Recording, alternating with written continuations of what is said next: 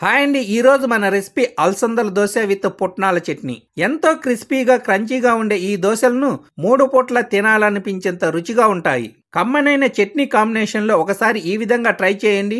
ఇందుకోసం బౌల్లో 1 కప్పు అలసందలను పోసుకోవాలి. అలాగే అలసందలను ఏ కప్పుతో పోసామో అదే కప్పుతో సగం కప్పు రైస్ను పోసుకోవాలి. అలాగే 1/2 టీ స్పూన్ మెంతులు కూడా వేసుకొని వాటర్ పోసుకొని బాగా కలుపుకున్న తరువాత ఆ నీళ్లను వంపేసుకొని మరోసారి నీళ్లను పోసుకొని నైట్ అంతా నానబెట్టుకోవాలి. దాదాపు 10 గంటల పాటు నానబెట్టుకున్న వీటి నుంచి నీళ్లన్నీ వంపేసి మళ్ళీ ఒకసారి శుభ్రంగా వాష్ చేసుకున్న తరువాత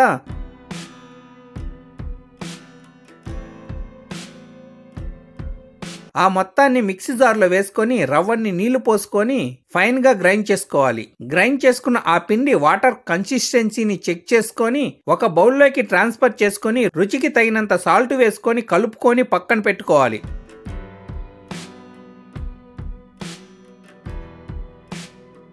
ఇప్పుడు ఈ దోశలోకి కావలసిన చట్నీని ప్రిపేర్ చేసుకుందాం. ఇందుకోసం ప్యాన్ లో 2 టేబుల్ స్పూన్ల పల్లీలు వేసుకొని సన్నటి సెగ మీద దోరగా గింజ లోపలికల్లా వేగే విధంగా ఫ్రై చేసుకొని ఒక గిన్నెలోకి తీసుకొని పక్కన పెట్టుకోవాలి. అదే ప్యాన్ లో 2 టేబుల్ స్పూన్ల ఆయిల్ వేసుకొని ఆయిల్ వేడయ్యాక 10 పచ్చిమిర్చిని మధ్యలోకి కట్ చేసి వేసుకొని దోరగా ఫ్రై చేసుకొని ఒక బౌల్లోకి తీసుకొని పక్కన పెట్టుకోవాలి. ఇప్పుడు మిక్సీ జార్లో ఫ్రై చేసుకున్న పల్లీలు, ఒక చిన్న కప్పు నిండా పుట్నాల పప్పు, అలాగే మగ్గించుకున్న పచ్చిమిర్చి, 4-5 ఎండు కొబ్బరి ముక్కలు, 1 ఇంచి అల్లాన్ని చిన్న చిన్న ముక్కలుగా కట్ చేసుకొని వేసుకోవాలి. అందులోనే 4 వెల్లుల్లి రెమ్మలు, గుప్పెడు కొత్తిమీర, రుచికి తగినంత సాల్ట్ వేసుకొని ఒక పల్స్ తో గ్రైండ్ చేసుకొని అందులో కొంచెం నీళ్లు పోసుకొని మరోసారి ఫైన్ గా గ్రైండ్ చేసుకొని ఒకసారి బాగా కలియదిప్పి అందులో ఒక చిన్న నిమ్మకాయ సైజ్ అంత చింతపండు నుంచి రసం పిండుకొని పోసుకొని కలుపుకోవాలి. ఈ విధంగా చట్నీ కన్సిస్టెన్సీ వచ్చాక మిక్సీ జార్ నుండి ఒక బౌల్లోకి ట్రాన్స్ఫర్ చేసుకోవాలి.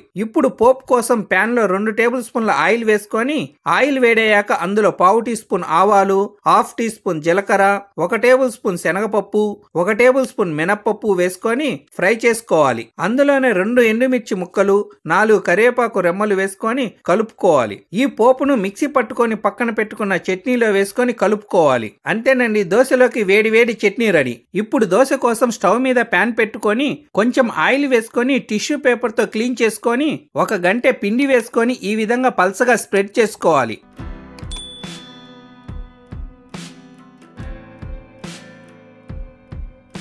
పైన కట్ చేసుకున్న ఆనియన్స్ ను వేసుకోవాలి. అలాగే పచ్చిమిర్చి తరుగును కూడా స్ప్రింకిల్ చేసుకొని కాస్త క్యారెట్ తరుగును కూడా వేసుకున్న తరువాత కొంచెం ఆయిల్ వేసుకొని దోశను కాలనివ్వాలి.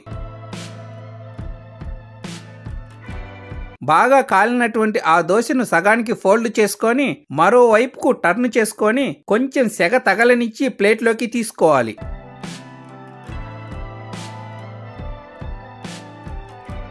ఇదే విధంగా మరో దోశను కూడా వేసుకోవాలి. ఇలా ఎన్ని దోశలనైనా ప్లెయిన్ గాను మసాలాతోనూ వేసుకోవచ్చు. ఎంతో క్రిస్పీగా టేస్టీగా ఉండే ఈ దోశలను చాలా ఇష్టపడి తింటారు. ఒక కొత్త రకం టేస్ట్ ను ఎక్స్పీరియన్స్ చేయడంతో పాటు ఇక నుంచి బ్రేక్ఫాస్ట్ గా ఈ హెల్దీ దోశలనే ఇష్టపడతారు. సో ఈ వీడియో నచ్చినట్లయితే లైక్ చేసి, షేర్ చేసి, సబ్స్క్రైబ్ చేసుకోండి. Thank you.